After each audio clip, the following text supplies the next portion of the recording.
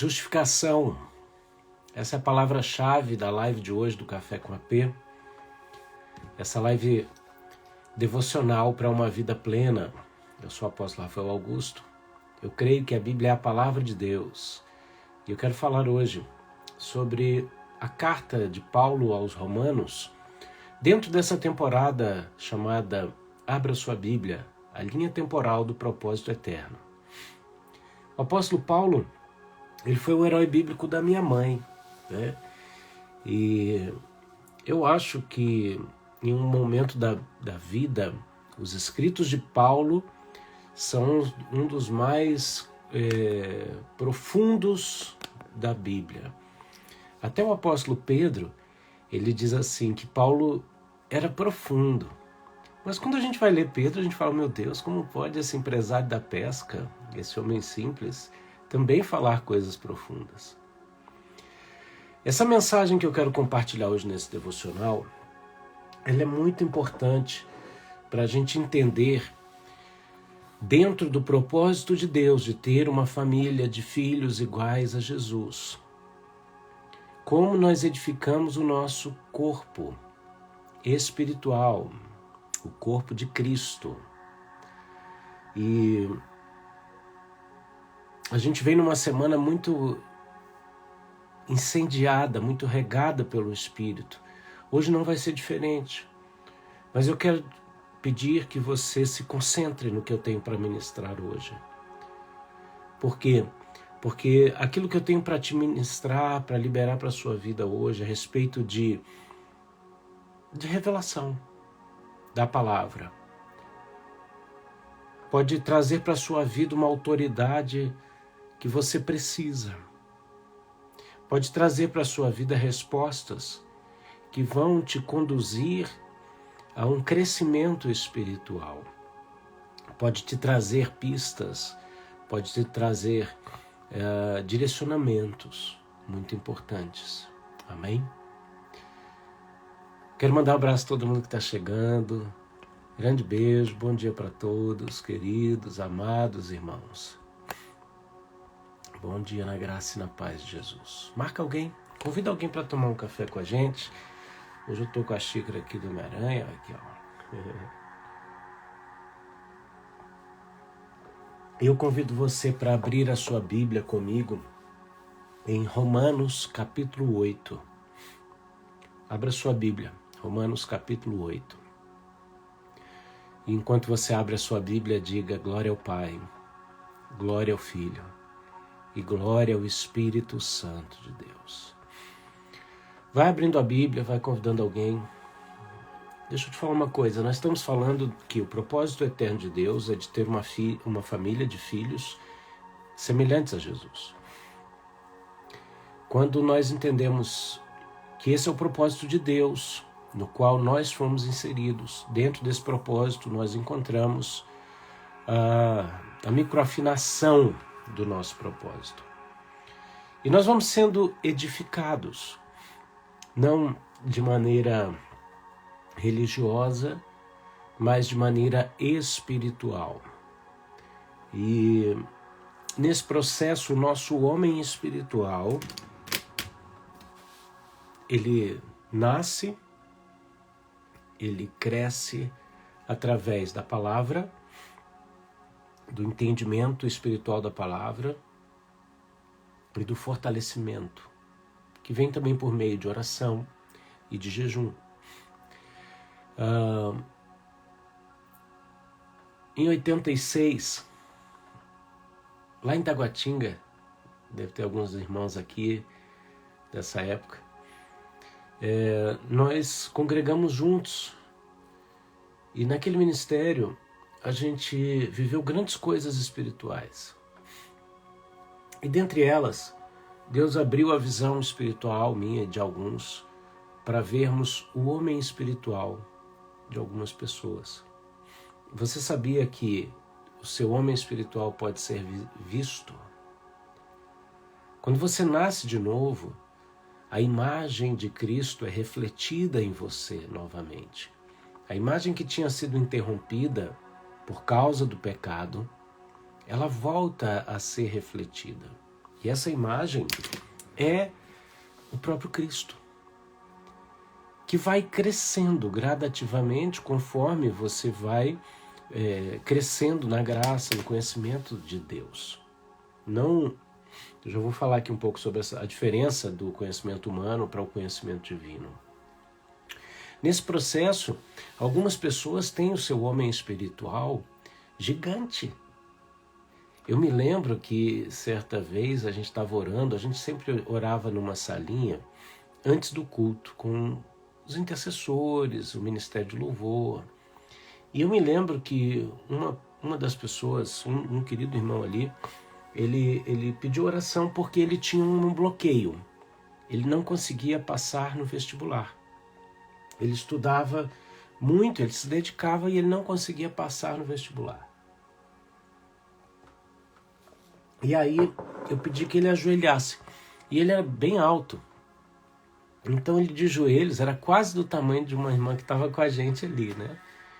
Quando eu fechei os olhos para orar por ele, eu vi que o homem espiritual dele era menor do que ele de joelhos. Enquanto o homem espiritual daquela outra irmã que estava com a gente, que hoje é uma pastora muito querida, era muito grande. Então eu orei para que o Senhor trouxesse vida no homem espiritual dele. E incentivei ele a orar, a buscar. Liberamos ali unção sobre o homem espiritual dele. Que houvesse crescimento, que houvesse fome e sede das coisas de Deus.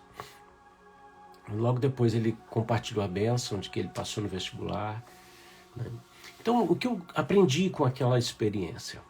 Que na edificação do corpo de Cristo, e é esse processo que nos faz cumprir o plano de Deus, de nos tornarmos, através das capacitações de Deus, né? Quando a gente fala de glória em glória, a gente está falando de capacitação em capacitação.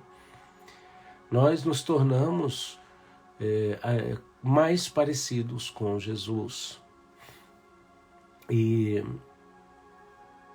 muitos bloqueios que existem na sua vida, eles são devido ao fato de você não crescer espiritualmente em algumas áreas. É impressionante, né? Às vezes bloqueios como esse, uma prova, uma questão importante da vida, mas uma prova que ele tentava e não conseguia, sabe? E da mesma forma, muitos traumas emocionais, eles vão aprisionando pessoas em outras áreas da vida. Eu não tinha programado de falar isso, mas eu vou falar.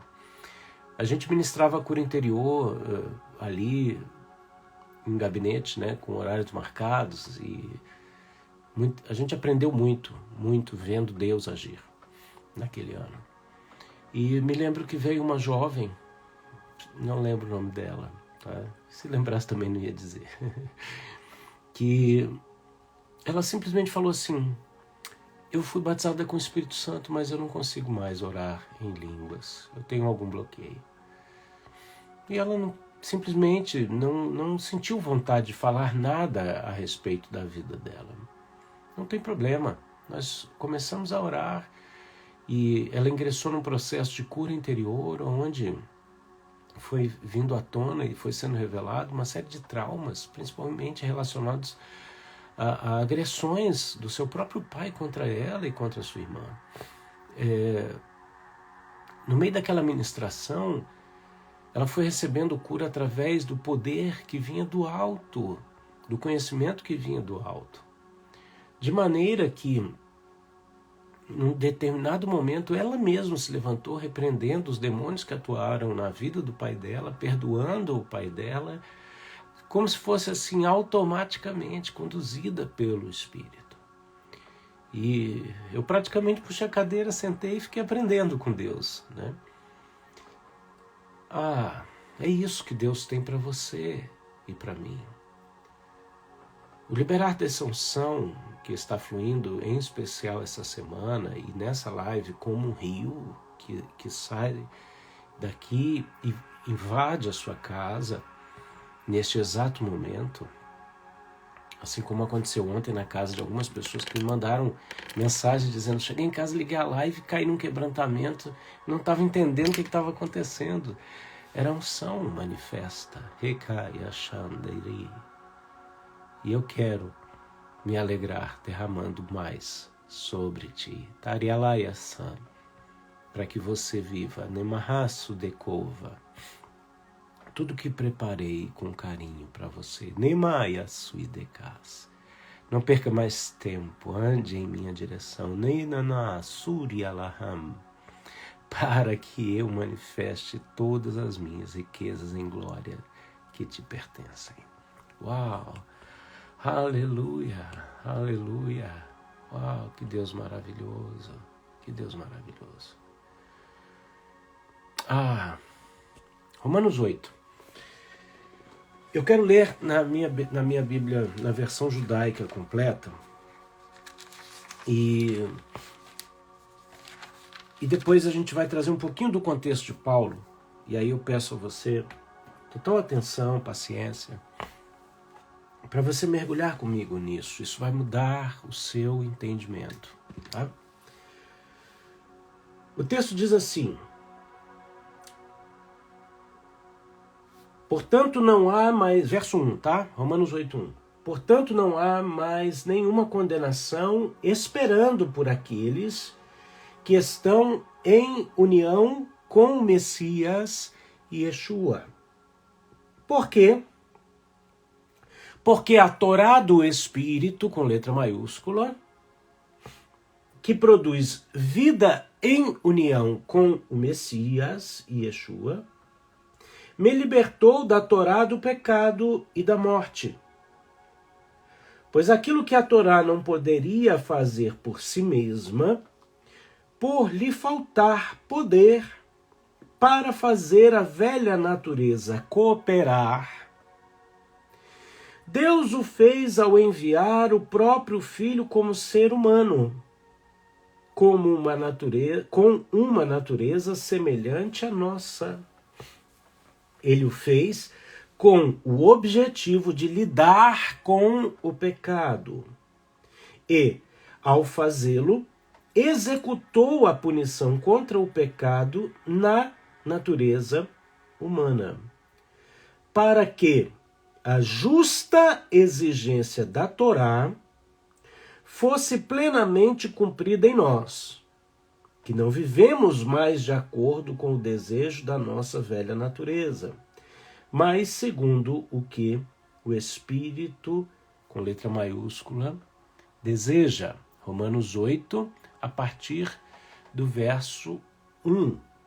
Eu li aqui na versão judaica completa, do verso 1 ao verso 4. O Pai fala conosco agora, profundamente, na nossa mente e no nosso coração. Abre o entendimento espiritual, em nome de Jesus. Amém? Aleluia. Olha só, gente, nós vemos aqui que o contexto da carta de Paulo aos Romanos é o seguinte. Paulo não tinha fundado essa igreja, tá? Nem tampouco tinha visitado a igreja em Roma. Não é? Ricamanais, ouvi e recebereis poder, diz o Senhor. Ele não tinha fundado nem visitado ainda aquela igreja. E como ele estava coletando recursos, ofertas para uma determinada obra, ele também queria passar em Roma, compartilhar o dom do Espírito e recolher ali donativos para esse projeto. Tá? Nesse processo, nós vemos que Paulo ele escreve para a igreja ali dos romanos para tratar uma situação. Que situação era essa? Um problema entre judeus e não judeus. Tá? Os gentios convertidos e os judeus convertidos estavam tendo um problema. Eles estavam brigando. Por quê?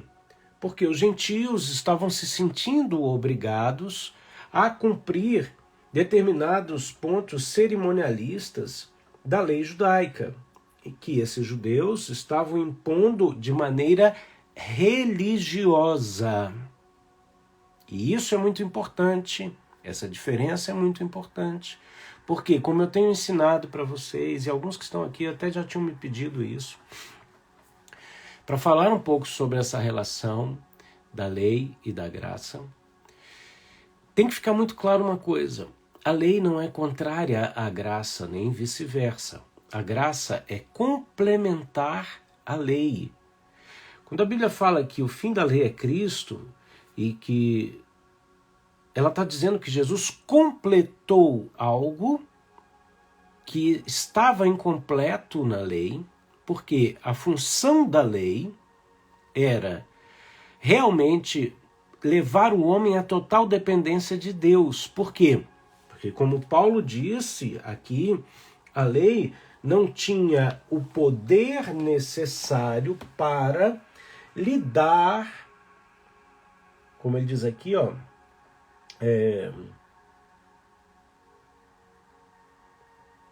não tinha a força necessária para lidar com o pecado. Então, o objetivo da lei era exatamente levar o homem à falência.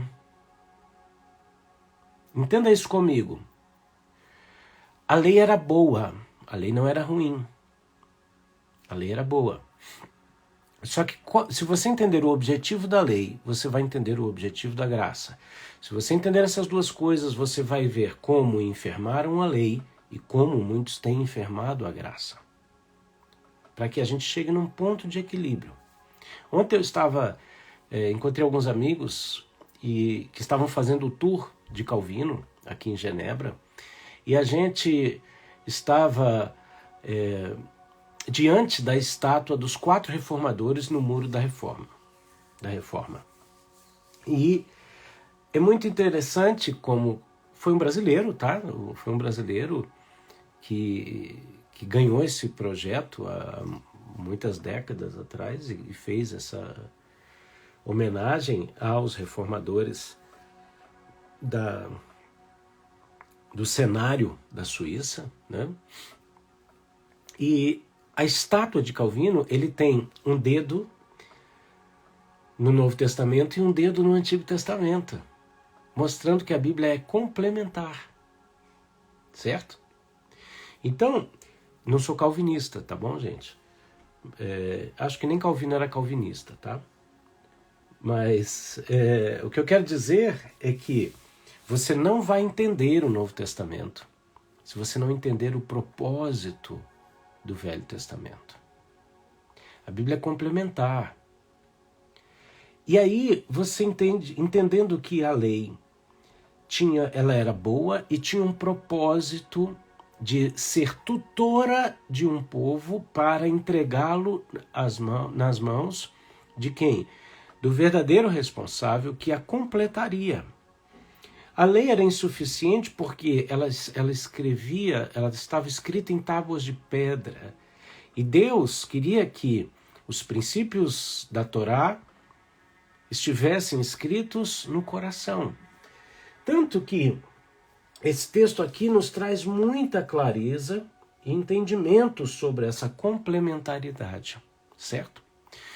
De maneira muito simples, a lei servia para levar o povo a um entendimento de que toda aquela justiça não conseguiria ser cumprida se não fosse por intermédio da fé, da emuná, a palavra hebraica que se refere à fé dos patriarcas. Eu tenho outra live falando um pouco disso. Essa fé não é a fé que diz assim, eu creio que Deus existe, que Ele pode fazer. Não. A fé que opera, que nos justifica e que opera. É uma fé ativa e operante. Quando a Bíblia nos fala que Deus tem os olhos como chamas de fogo que estão sobre a terra a procurar adoradores que o adorem em espírito e em verdade, quando a Bíblia fala que ele procura fé na terra, Não está dizendo que ele procura homens, homens, né, no sentido geral, que acreditem que Deus existe. Porque o ímpio acredita, tirando o ateu que fala, não, Deus não existe. Tem os ateus, graças a Deus, que falam, não, Deus existe, mas não conheço, né? Tem aqueles que não seguem, não obedecem a Deus, nada. Mas falam, não, Deus existe, deve existir sim. Afinal de contas, a gente não está aqui por acaso. Não é isso que Deus está procurando. Deus está procurando filhos e filhas dele, nascidos de novo, que manifestam o céu na terra. Templos vivos, pedras vivas, que operam através da fé. Então quebra uma coisa agora na sua mente, no seu coração. Fé é ação. Fé é demonstração de poder. O apóstolo Paulo disse assim, eu não estive convosco apenas com palavras de sabedoria, mas com demonstração de poder. Através de quê? Fé. É dessa forma que nós entendemos a fé que os patriarcas operaram, como Abraão, que foi imputado a ele como justiça. Olha que coisa tremenda. Se você ainda está com a sua mente travada, achando que a Bíblia está engessada entre lei e graça, eu quero te mostrar que no Antigo Testamento existiram enormes janelas de graça. Assim como no Novo Testamento existem enormes manifestações de juízo e até morte. Então, vamos para a Bíblia. Davi chega com os seus guerreiros e conversa com o sacerdote e diz assim, olha, a gente está morrendo de fome. Ele falou, não, a única comida que tem são os pães da preposição que estão no lugar santo. Ele falou, nós vamos entrar e comer esse negócio. Gente, se o sacerdote entrasse ali impuro, em pecado, a pessoa designada para aquilo caía morto, como é que Davi entra? Com os seus guerreiros, come e não acontece nada. Você acha que Deus daquela hora foi tomar um cafezinho com a P? Você acha que Deus deu uma distraída? Deu uma vacilada, não notou? Ou você acha que Deus olhou e falou assim, enorme janela da graça. E o que é graça? Gente, graça não é você tirar o nível. Não, Deus tirou o nível, vem, está liberado. Não. Graça não é estar liberado, liberou geral. A graça elevou o nível ao impossível. Se a lei dizia que você se deitasse com uma mulher, não sendo sua esposa, por exemplo, se um homem deitasse com uma mulher que não fosse sua esposa, isso era pecado. A graça diz que se você conceber isso no pensamento antes mesmo de você consumar o fato, você já pecou.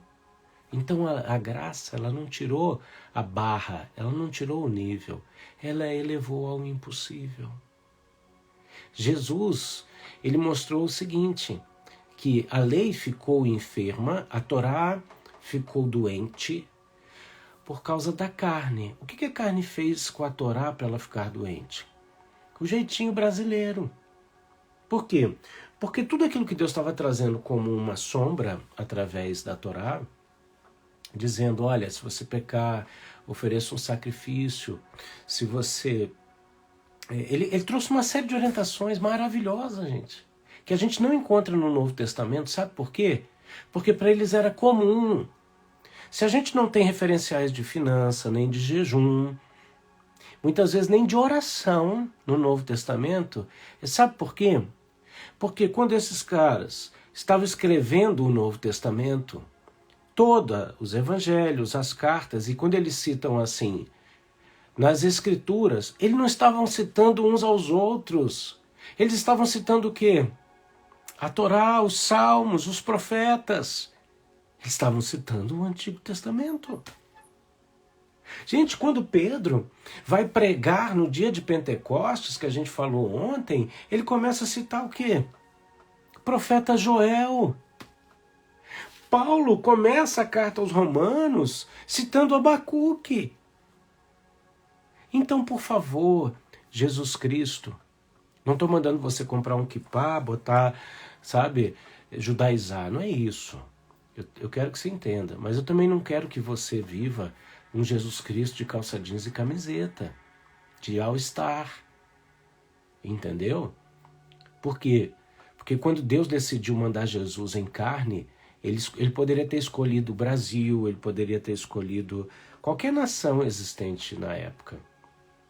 Mas ele escolheu a nação de Israel para se revelar através da nação de Israel, numa linhagem que eu venho mostrando para você do Gênesis até aqui. Então, Jesus é oriental. A cultura que ele revela na Bíblia tem um motivo. E esse motivo foi vestido pela Torá e foi manifesto pela graça. E eu queria muito que você repensasse todos os textos, traduzidos como ações de graça, como ações da graça. Porque você eleva o nível. Você sai de um evangelhozinho light. Gente, desculpa, né? Às vezes eu falo as coisas assim, mas não me leva a mal, não. Eu não estou aqui para depreciar ninguém. Mas eu não posso negar que tem um evangelho light meia boca por aí, que é um evangelho de e aí beleza, sabe? Ações de graça. Valeu, Jesus. Gente, é muito mais do que isso. Gratidão é importante. Mas você não pode viver uma plenitude na gratidão como se isso fosse o máximo da vida espiritual, pelo amor de Jesus de Nazaré. Você está na alma ainda. Sabe? Seja grato por tudo. Em tudo dai graças. Não é por tudo dai graças. Deus não está falando o seguinte, meu carro esbagaçou debaixo de um caminhão, obrigado Deus. Não é isso. Todo mundo da minha família morreu, obrigado Deus. Não. Deus não está falando assim, por tudo dai graça. Ele está dizendo, em tudo. Na situação ruim, você tem que falar assim, Deus, obrigado porque tu estás comigo. O Senhor me deu, o Senhor tomou. Meu coração dói, mas eu sou grato pela tua presença na minha vida. Isso muda tudo. E quando você entende que a coisa vai além de ações de graça, como gratidão, ontem foi Thanksgiving, né? Maravilha! Gente, assa um peru e me convida. E vamos comer e agradecer a Deus por tudo. Vamos ser gratos, amém? Só que o que eu estou falando é mais profundo. Ações da graça. Quando a gente muitas vezes repete igual papagaio aquilo que não faz sentido nenhum para nós. Quer ver? O que é graça? Graça é favor não merecido. O que isso significa? Não sabe. Sabe o que é favor? Você já precisou de um favor de alguém? Você já fez algo por alguém que essa pessoa ficou te devendo por amor, por gratidão, por um senso de gratidão? Um favor para você? E de repente, na hora que você mais precisa, essa pessoa te faz um favor que resolve um problema? Imagina você não merecer o favor que você precisa para ser salvo, ou reclamar isso. Eu derramei e quero derramar mais sobre cada um de vocês. Por isso se deixem ser ministrados, derrubando as barreiras de divisões dentro do cérebro de vocês. Uau!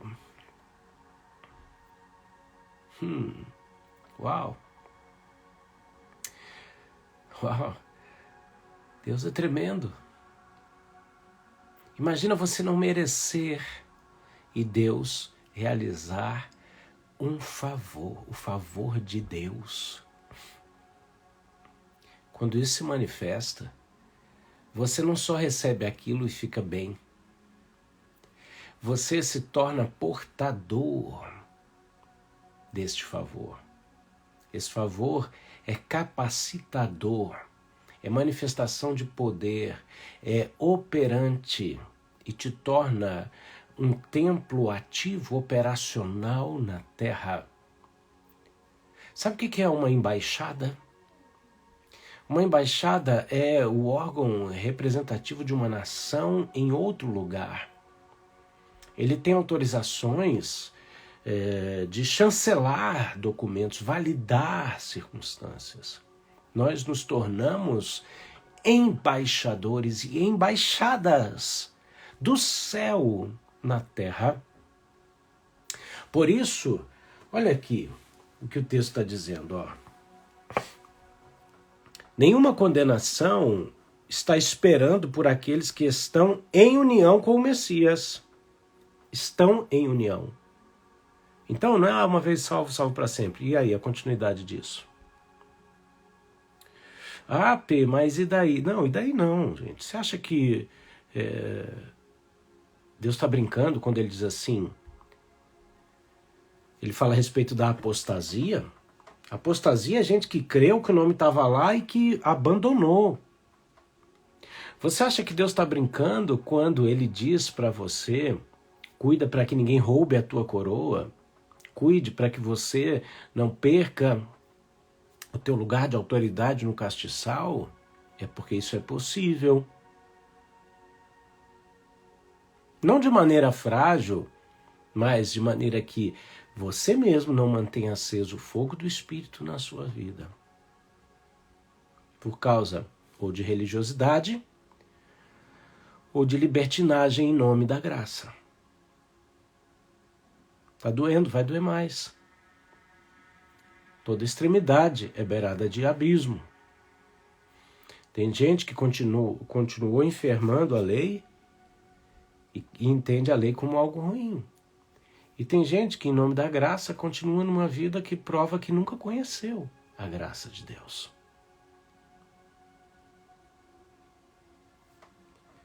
O texto diz assim, ó, que o Senhor nos libertou da Torá do pecado e da morte, porque o objetivo da lei era falir o homem e provar. Os grandes pregadores do século XVIII e XIX diziam o seguinte: antes de você falar do céu, você tem que mostrar que o cara está no inferno. Gente, muito do evangelho que muito do que está sendo pregado como se fosse evangelho hoje em dia, tá? Mostra o seguinte: tá tudo de boa. Não, dá nada não. Jesus é para todo mundo é filho de Deus. Não. O evangelho mostra a condição da pessoa, terrakinam, dekam, shikam. Eu tenho poder para transformar aqueles que recebem a minha palavra como juízo, justiça e verdade. Uau! Eita! Não existe coluna do meio, gente. Nem existe o seguinte: não, o cara é salvo, ele só não sabia. Me poupe. Me poupe. A Bíblia fala, Paulo aqui aos Romanos escreve o seguinte: todos pecaram e foram destituídos da glória de Deus. Então, gente, vou falar igual eu vi esses dias, tá? Neutro é shampoo de bebê. Certo? O cara sem Deus, a Bíblia fala, está perdido, já está condenado. Você só tem que lembrar ele isso, ou anunciar, você não está sabendo, mas tu já está perdido, filho. Está perdido. Porque quando a pessoa tem noção de quão perdido ele tem noção do quanto Deus o ama e está com as mãos estendidas para salvá-lo. Sabe qual é o argumento de Satanás na atualidade? Ah, você está me julgando, quem me julga é Deus. Aí a resposta é, você não tem medo, não? Sabe qual é a única condição que eu e você temos para não julgar alguém? É quando a gente está no mesmo pecado que a pessoa. Sabe o que Jesus diz? Tira a trave do teu olho para tirar do teu irmão. É isso que ele diz assim. Quando ele fala assim para você não julgar, para você não julgar o cisco que está no olho do seu irmão, porque você tem uma trave no seu olho, o Senhor não está te proibindo, o Senhor está dizendo para você, olha só, tira essa trave do teu olho para você enxergar bem e ajudar o seu irmão. Foi o que Jesus falou para Pedro. Pedro, quando tu te converterdes, ajude os teus irmãos. Oh, Pedro andou com Jesus 3 anos e meio, Pedro ressuscitou morto, Pedro curou enfermo, Pedro expulsou demônio, Pedro estava feliz da vida, Pedro andou sobre as águas, Pedro realizou milagres, Pedro viu multiplicação. Depois de 3 anos e meio, Jesus fala assim, para trás de mim, Satanás. Quando você se converter, ajuda os outros. Ainda bem que Pedro era casca grossa. Porque se fosse a geração mimimi, já estava aí sofrendo de depressão e angústia. Ah, Jesus não me ama. Para. O amor de Jesus foi revelado a Pedro dizendo, para trás de mim, Satanás. Há 1 segundo atrás você estava sendo usado pelo Espírito de Deus e agora está se permitindo ser usado pelo diabo. Se converte e ajuda os outros. Então, a única forma de você não poder julgar no sentido de exortar as pessoas e dizer, olha, isso está errado, é quando você está no mesmo pecado, porque aí é hipocrisia, é teatro. Tá? O Paulo bota para moer no começo aqui do negócio, aqui, ó, do começo de Romanos, tá? Ele começa a explicar, olha, Paulo vem explicando essa questão judeu-gentil, essa briga entre eles, e ele está dizendo, olha, judeus religiosos, a lei espiritual tem a lei mosaica tem um sentido, vocês estão torcendo esse sentido. E está dizendo, vocês gentios, só um minutinho, né? Não vão usar da graça para o pecado, ok? Olha aqui, eu vou citar, hein? Eu vou citar Paulo aqui, tá? Paulo, no capítulo 1, ele começa saudando os irmãos, né? Começa citando aqui Abacuque, falando que Jesus era da descendência física de Davi, ok? E ele começa a falar, e ele cita aqui, ó, quando ele cita o Antigo Testamento, está lá no capítulo 1 de Romanos, no verso de número 17, que ele diz assim, mas a pessoa que é justa viverá a sua vida por meio da emuná, por meio da fé operante. Temoiakanderi hasudekai. Quem te atrapalhou na caminhada e te fez desistir de se aprofundar no meu conhecimento? Nemai achandekipo. Não penses que eu não vou cobrar isso de você. Namaraha sudeka. Te levante. Minhas mãos estão estendidas para te abençoar. Rekarabaha sudekova. Vai e ajuda essa pessoa que caiu. Nemai achan.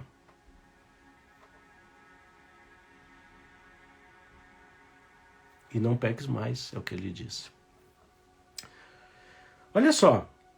Mas a ira de Deus, Romanos, Novo Testamento, ira de Deus. A ira de Deus é revelada desde os céus contra toda perversidade e impiedade das pessoas que, motivadas por sua injustiça, mantêm a supressão da verdade. Esconde a verdade. Pois o que se pode conhecer a respeito de Deus lhes é claro, porque Deus assim o fez. Como? Presta atenção agora. Desde a criação do universo, suas qualidades invisíveis, seu poder eterno e sua natureza são claramente vistas, pois elas podem ser entendidas mediante as coisas que ele criou. Paulo está dizendo,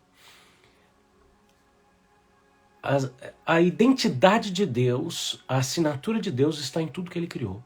É impossível você ver a natureza e não identificar o Criador expresso nela. Só que olha o que as pessoas fizeram e olha a consequência disso. Portanto, eles não têm desculpa. Apesar de saberem quem Deus é, não o glorificaram como Deus, nem lhe agradeceram. Ao contrário, tornaram-se fúteis em seu pensamento. Olha aí, tem muita gente que está vivendo um evangelho fútil. E seu coração obtuso anuviou-se. Alegando ser sábios, tornaram-se tolos. E aqui, olha o que eles fizeram.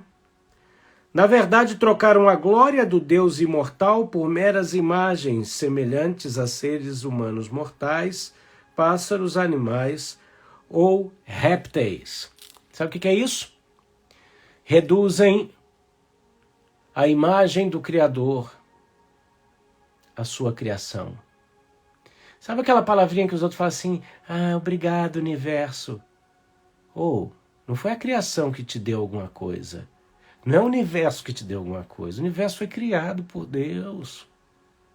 A única coisa que o universo pode te dar é a luz do dia, o sol, o frescor do inverno, tá? A chuvinha. Mas isso é por quê? Porque Deus proveu isso. Então para de agradecer para quem é objeto, criação, e para de reduzir o Criador a uma mera criatura, ou uma mera criação. Porque isso gera uma consequência. Sabe qual é a consequência disso? É o que a gente está vendo nos dias atuais, os dias do fim, para impedir o seu crescimento espiritual, para impedir que você viva da manifestação do céu na terra. E se prepara, nos últimos minutos dessa live eu quero te trazer algo muito forte. Para te impedir de ser essa embaixada do céu na terra. Olha a consequência disso. Deus os entregou às próprias paixões e desejos do coração, ao ponto que eles usam de maneira vergonhosa os corpos alheios. Transformaram a verdade de Deus em mentira, a inversão de valores, o relativismo, quando adoraram e serviram as coisas erradas, criadas, em lugar do Criador. Sabe o que o verso 20 em diante diz? Que a consequência disso é mudar a prática de relacionamento. E aí as mulheres trocam as suas relações naturais pelas não naturais, e da mesma forma os homens, desistindo das relações naturais com o sexo oposto, ardem de paixão uns pelos outros, homens cometendo atos vergonhosos com outros homens. E a consequência? Recebendo pessoalmente a penalidade apropriada à sua perversão. Eu me nego a compartilhar vídeo e foto de beijos homossexuais como a gente viu na propaganda atual aí do Papai Noel gay. Eu quero dizer uma coisa, eu tenho amigos que eu respeito e amo profundamente, que optaram por uma vida homossexual.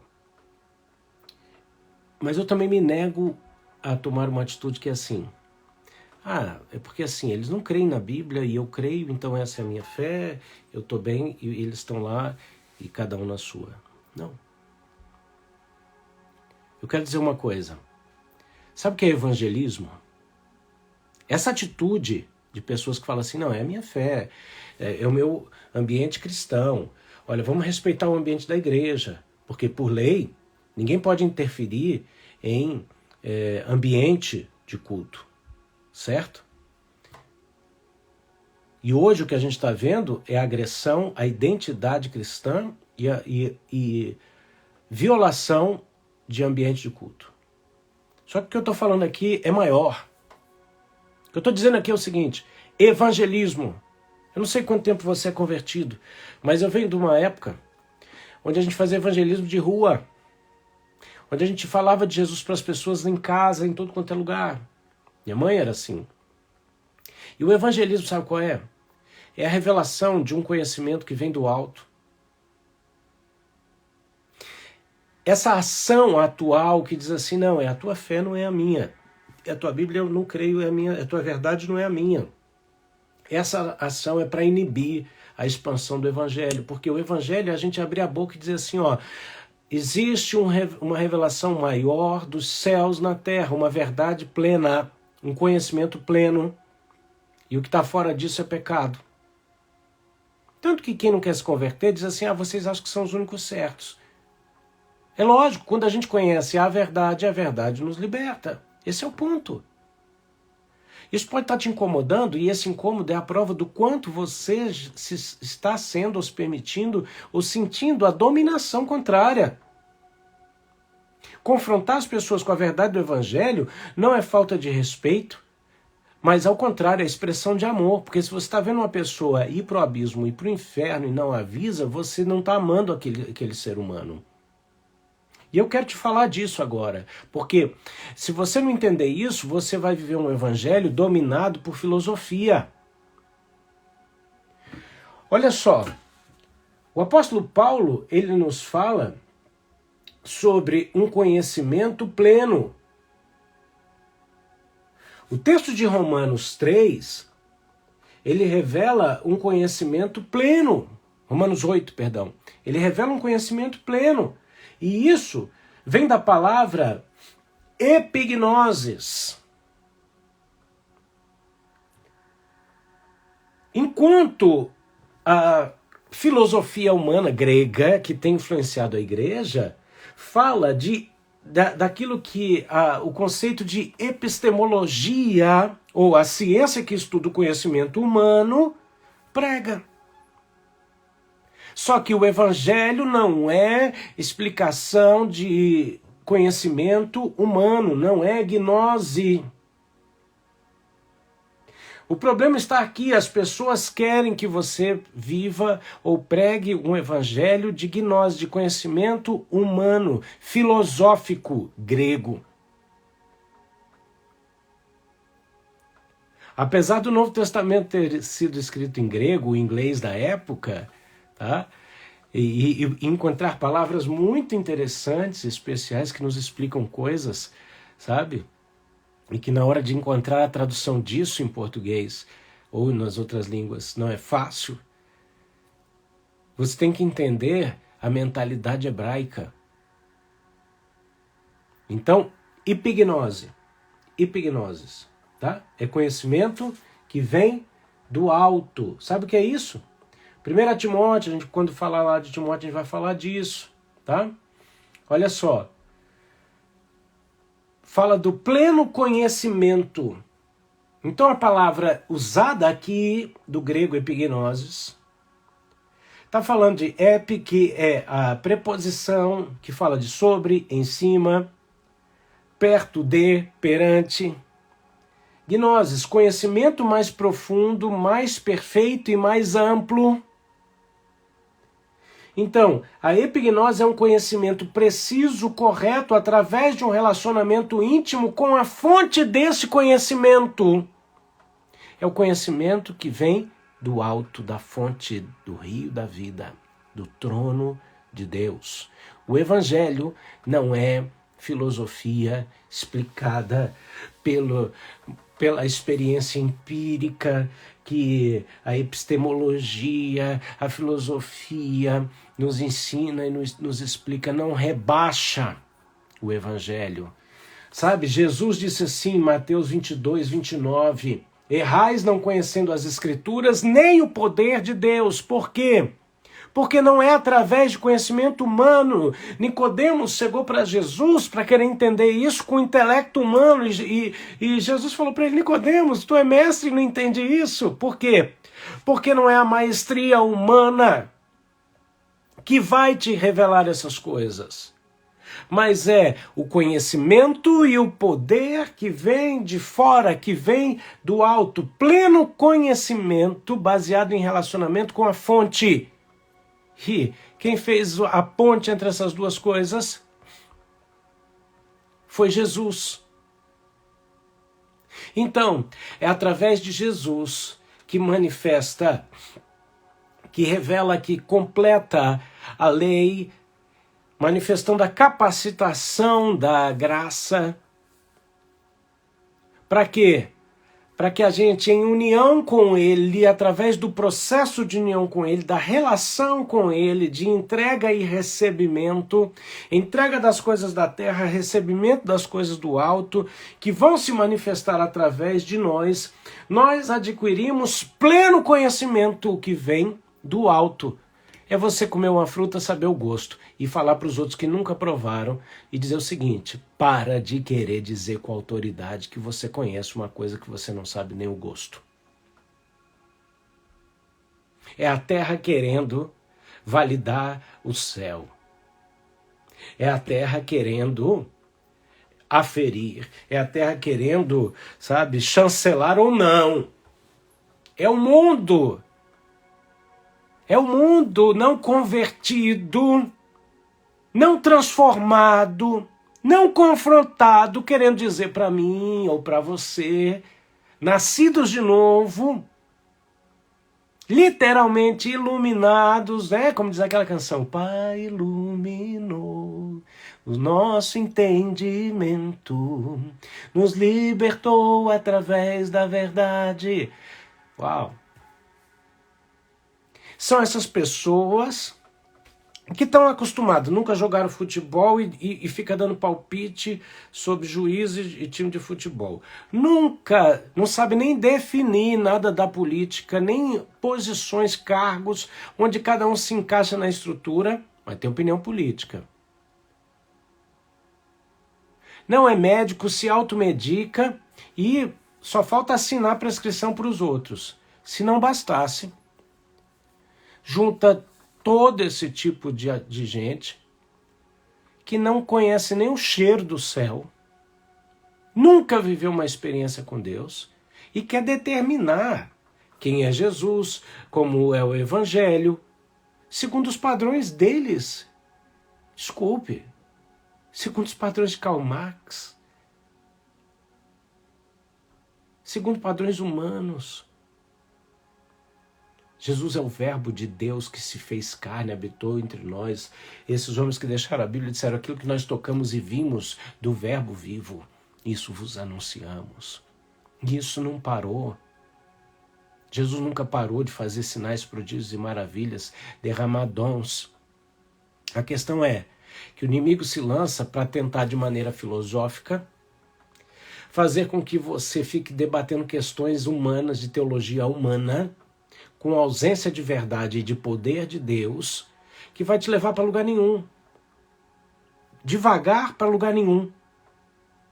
E ainda impedir você de acessar a fonte do conhecimento do alto, que te capacita a viver aquilo que a lei propôs e que era incapaz de produzir, porque queria levar o povo à falência, para que eles passassem a depender de Deus.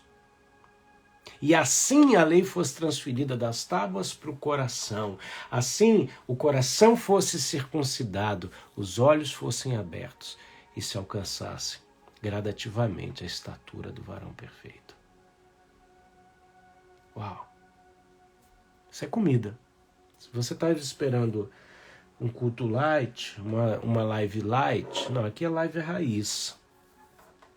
Tá bom? Agora vai digerir esse negócio. Que Deus te abençoe e te guarde, faça resplandecer o seu rosto sobre ti e te dê a paz. Deus te chamou para ser Jesus na terra. Edificar o corpo de Cristo, crescer de graça em graça, de glória em glória, de capacitação em capacitação. Amém? Carta de Paulo aos Romanos diz: para diante de Deus é um só povo, chamado, lavado e redimido. Uau! Queridões, eu vou salvar a live, você vai lá, curte, comenta e compartilha. Tá aqui também o meu Pix, que é o meu e-mail, Rafael Medeiros Augusto, se você deseja semear no nosso ministério. Tá aqui meu e-mail. Você pode fazer isso voluntariamente, com alegria no seu coração. Também no link da bio tem ali e-books, um e-book gratuito e 2 e-books que você pode adquirir. E assim continuar investindo no nosso ministério. Eu quero agradecer a generosidade daqueles que têm semeado em nossa vida e permitido que obras como essa continuem, né? Cresçam. Amém? Parabéns para a Esté, filha da Cecília, que está fazendo 13 anos. Uau, que bênção, glória a Deus. Ó, Joselene, que bênção, testemunho maravilhoso de conversão do seu irmão. Aleluia, glória a Deus. Amados e queridos, hoje é sexta-feira, então vai curtir teu final de semana, né? mais tarde, já deu. Aquilo que não rolou na semana, filho, não vai mais rolar. Não vai mais rolar, né? Então, deixa aos pés da cruz e vai curtir com a sua família, certo? Pega amanhã o sábado, vai passear, vai descansar. Domingo, tira um tempo para buscar o Senhor, a face de Deus. Amém? E a gente se vê, se Deus quiser, segunda-feira, no Café com AP, nova temporada Abra Sua Bíblia, a linha temporal do propósito eterno. Nas cartas de Paulo, de 1 e 2 Coríntios. Amém? Continuando esse Novo Testamento até o final, revelando nuances, características, facetas da manifestação de Deus na edificação de Cristo em nós, porque esse é o teu chamado. Esse é o nosso chamado comum, edificar Cristo. Amém? Beijo no coração, bom final de semana, fica na paz. Tchau, tchau.